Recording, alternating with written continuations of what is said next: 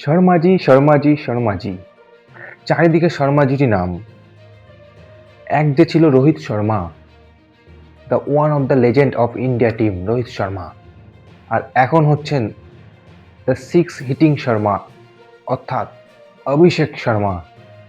অভিষেক শর্মাকে ভালোবেসে আমি বলি অভিষেক সিক্স হিটিং শর্মা।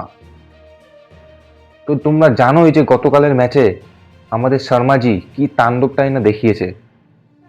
তো সবার আগে তোমরা কমেন্ট করো যে অভিষেক শর্মার ব্যাটিং দেখতে কার কার ভালো লাগে।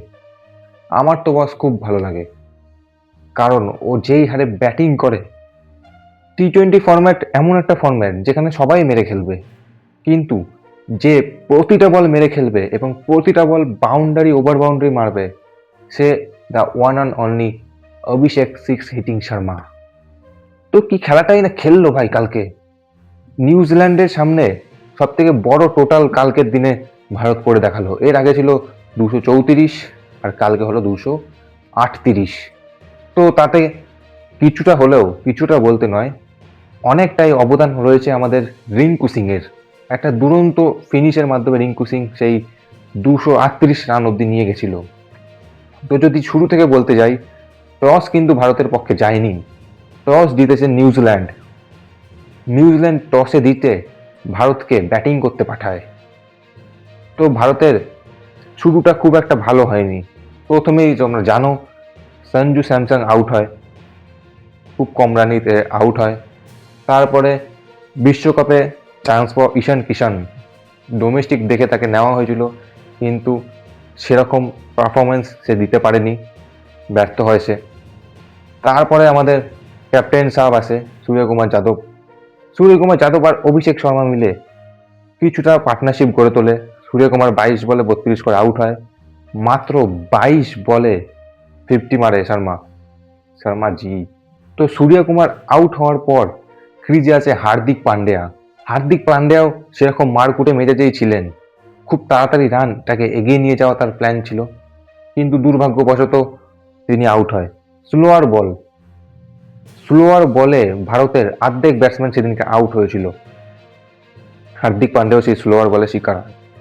আমাদের শর্মাজি মাত্র 35 বলে 84 রানের একটা বিধ্বংসী ইনিংস খেলে। 16 রানে অবশ্যই সে তার সেঞ্চুরিটা মিস করে, কিন্তু সেদিনকে সে যা খেলে দিয়ে গেছে সেইটাই টিমের জন্য অনেক। 8টা 6, ভাবতে পারছো নিউজিল্যান্ডের মতো বোলিং লাইন আপের সামনে, যেখানে ডাফি নাম্বার 1 বোলার টি-20 জেমিনসন, স্যান্টনার, ক্লার্ক, এতগুলো তাবড় তাবড় বোলারদের সামনে মাত্র 35 বলে 84 রানের একটা ইনিংস খেলে, যেখানে তার 8টা 6 এবং 5টা 4 ছিল। তো অভিষেক শর্মা আউট হয়ে যাওয়ার পর সেখানে আসে শিবম দুবে এবং রিঙ্কু সিং ব্যাটিং করতে থাকে। শিবম দুবেও সেই একই স্লোয়ার বলে শিকার হন, যেমনটা হার্দিক হয়েছিলেন। জেমিসনের বলে কট অ্যান্ড বোল্ড হয়ে যান তিনি। তারপরে আসেন অক্ষর প্যাটেল।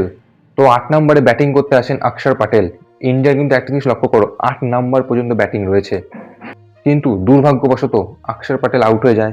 রিঙ্কু কিন্তু একাই রানটাকে নিয়ে যেতে থাকে এবং একটা দুরন্ত ফিনিশের মাধ্যমে মাত্র 20 বলে 44 রানের একটা বিধ্বংসী ইনিংস খেলে, যেখানে লাস্ট ওভারে ড্যারেল মিচেলকে 21 রান দেয়। তার মধ্যে রয়েছে 2টো 6, 2টো 4। তো ড্যারেল মিচেল ওডিআইতে ইন্ডিয়াকে যেভাবে হারিয়েছিল, যেভাবে মারটা মেরেছিল, সেই মারটা রিঙ্কু সিং ড্যারেল মিচেলকে মেরে শোধ নিয়ে নিয়েছে। তো অবশেষে অভিষেক শর্মার ঝোড়ো ব্যাটিং এবং রিঙ্কু সিং এর দুরন্ত ফিনিশের মাধ্যমে ইন্ডিয়া 238 রান করে 7 উইকেট হারিয়ে, যেটা ছিল নিউজিল্যান্ডের বিরুদ্ধে ভারতের সবচেয়ে বড় টোটাল। তো 239 রান তাড়া করতে নেমে নিউজিল্যান্ডের ওপেনার ডেভন কনওয়ে, যিনি ওডিআইতেও চলেননি, টি-20তেও চলেননি, ডাকে আউট হয় আর্শদীপ সিং এর বলে। তারপরে রবিনসন চলেনি, রচিন রবীন্দ্র চলেনি, চলেছে একমাত্র গ্লেন ফিলিপস। ভাই কি ব্যাটিংটাই না করলো গ্লেন ফিলিপস। 40 বলে 78, 6খানা 6 রয়েছে তার ব্যাটিংয়ে। এবারে ঝোড়ো ব্যাটিং যাকে বলে, 105 মিটারের 6, 107 মিটারের 6, দানবের মতো শক্তি তার গায়ে। তো গ্লেন ফিলিপস আর চ্যাপম্যান মিলে রানটাকে জয়ের দিকে নিয়ে যেতে থাকে, কিন্তু বুমরার বলে একটা ক্যাচ মিস করে আমাদের রিঙ্কু সিং। যদিও বলটা অনেক হাই ছিল, কিন্তু সেই ক্যাচ রিঙ্কু সিং এর মতো ফিল্ডারের কাছ থেকে মিস করাটা আশা করা যায় না, কারণ রিঙ্কু সিং বেস্ট ফিল্ডারদের মধ্যে পড়ে। তো রিঙ্কু সিং এর কাছ থেকে সেই ক্যাচ মিসটা আশা করা যায় না। তো বুমরার বলে একটা ক্যাচ মিস হয়। তো জীবনদান দেওয়ার পরে চ্যাপম্যানও কিছুটা রান করে ফিলিপসের সঙ্গে। ফিলিপস 78 রান করে আউট হয়, চ্যাপম্যানও আউট হয়। তারপরে ড্যারেল মিচেল আসে। ড্যারেল মিচেল খুব ভালো, সেরকম ওর এতে যেরকম তাবড়তোড় ব্যাটিং করেছিল সেরকম ব্যাটিং করতে পারেনি। অবশ্য ড্যারেল মিচেলের একটা ক্যাচও মিস হয়, আমাদের ঈশান কিষান মিস করে ক্যাচ। অবশেষে লাস্ট ওভারে গিয়ে শিবম দুবের বলে ড্যারেল মিচেল আউট হয়।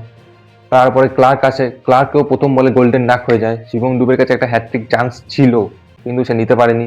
কিন্তু লাস্ট ওভারে যে এইরকম বল করে দেবে শিবম দুবে, সেটাও অনেকের ধারণার বাইরে।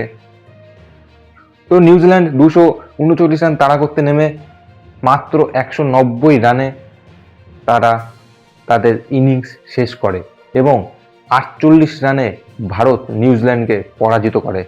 এবার যদি ভারতের বোলিং লাইন আপ দেখতে যাও, আর্শদীপ সিং দুরন্ত বোলিং, একটা উইকেট পায়।